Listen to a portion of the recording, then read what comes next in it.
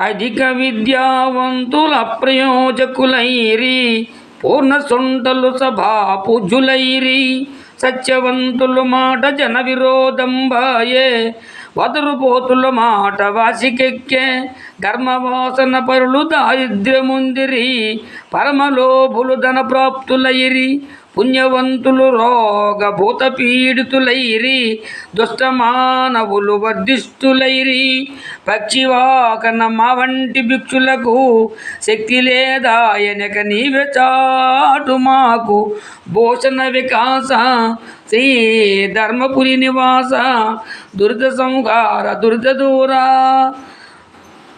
నరసింహ, మిక్కిలి చదువుకున్నవారు పనికి మాలిన వారు అయిపోయారు. పూర్తిగా తెలివిలేని వారు సభలో పూజింపబడేవారైనారు. నిజమాడు వారి మాట జనులకు సరిపడక అయ్యను.